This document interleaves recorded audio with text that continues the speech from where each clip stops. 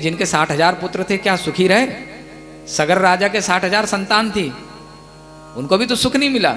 दशरथ जी के स्वयं भगवान आए, भगवान के बाप को ही सुख नहीं मिला तो तुमको कहां से सुख मिल जाएगा? कृष्ण आए, भगवान कृष्ण रूप में आए तो कृष्ण के माँ पिता 11 वर्ष तक जेल में रहे, उनको सुख नहीं मिला, कृष्ण को स्वयं को सुख नहीं मिला। और हम कहें कि हमको सुख नहीं मिला, हमको दुख मिला, तो इस जीवन में क्या हमारा ही दुख बड़ा है? सबका अपना अपना दुख है। कोई पशु किसी से नहीं कहता कि हमारा दुख सुन लो, कोई पक्षी किसी से नहीं कहता हमारा दुख सुन लो, कोई पशु पक्षी आत्महत्या नहीं करते, दुखी होकर के कोई किसी की जान नहीं ले लेते। केवल मनुष्य ही ऐसा व्यक्ति है जो देखने के लिए श्रेष्ठ है लेकिन कर्म सबसे निकृष्ट हो गए हैं। आत्मदेव को मरने से बचाया, एक फालक बढ़ने लगे। एक जो महात्मा ने फल दिया था, जिस फल को ब्राह्मण की पत्नी ने भक्षण करना चाहिए था पर वो उसने गाय को खिलाया, फल का फल मिला कि गाय के गर्भ से एक ज्ञानी पुत्र ने जन्म लिया जिनका नाम हुआ गोकर्ण।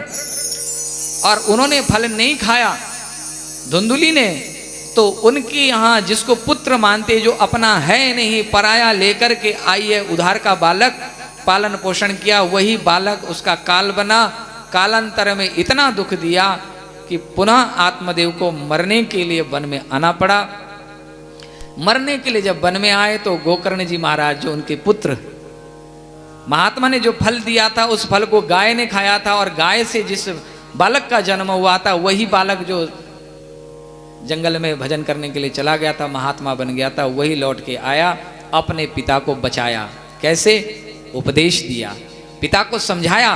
क्या समझाया?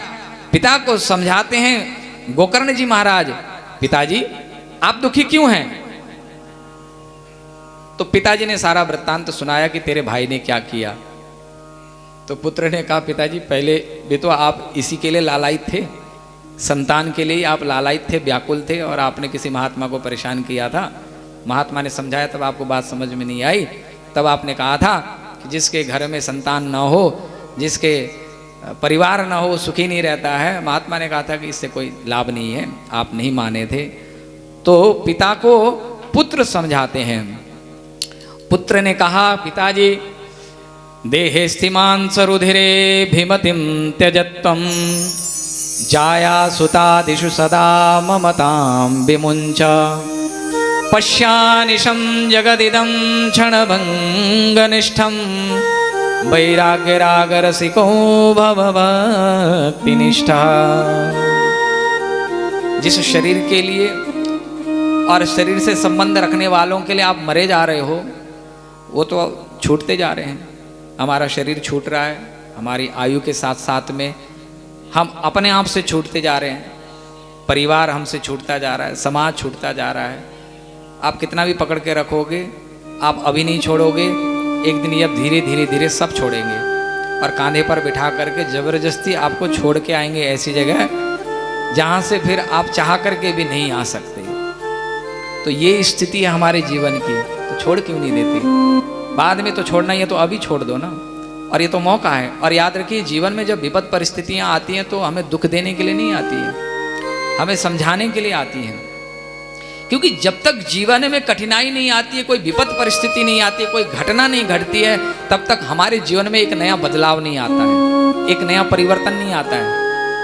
आपको पता है, सांप कैंचुली छोड़ती है, सांप कैंचुली छोड़ती है, और सांप जब कैंचुली छोड़ देती है तो वो कैंचुली क्या है? सांप की कैंचुली, उसका जो पुराना जो चर्म है, पुरानी छाल जो खाल है, उसकी चमड़ी है, वो उसको छोड़ देती है, पुरानी हो गई। और जब उसको छोड़ देती है, उसको छोड़ते ही वो सांप और बलवान हो जाता है, उसको नया जीवन मिल जाता है। ये उसके लिए नया जीवन है, और बलवान हो जाता है वो सांप, ऐसा कहा गया है। तो जो पुरानी चीज है, जब तक उसको आप उतारेंगे नहीं, तब तक आपको नया जीवन नहीं मिलेगा, आपको बल नहीं मिलेगा। और देखिए, जब भी जीवन में बदलाव आया है, किसी घटना ने बदलाव दिया है, आपके जीवन में हो, किसी और के जीवन में हो। अजी उन्होंने हमने बहुत सताया गया, हम बहुत दुख देखे हैं, तब जाकर के यहाँ पहुँचे हैं। सुखी कोई पहुँचा है? जो भी पहुँचा है नई दिशा में, वो दुखी व्यक्ति ही पहुँचा है, दुखों की ठोकरें खा करके ही आगे बढ़ा है। इसलिए जब भी आपके आसपास में, आपके जीवन में कभी भी कोई घटना घटे, घबराना मत, उस विपद परिस्थिति में, उस समस्या में एक नया रास्ता ढूंढना। वो आपको नया रास्ता बता रहा है कि तुम इधर से नहीं, अब इधर से जाओ, तुम ये मत करो, तुम ये करो। और देखना, जब आप निर्णय ले लेते हो कि बस अब यहाँ से आगे मैं नया रास्ता पकड़ूंगी, अब यहाँ से मैंने नया दौर और नया जीवन बनाना है, अब कुछ करके दिखाना है, बस जैसे ही ये आ जाएगा कि अब कुछ करना है, बस वैसे ही समझ लो आपका नया जीवन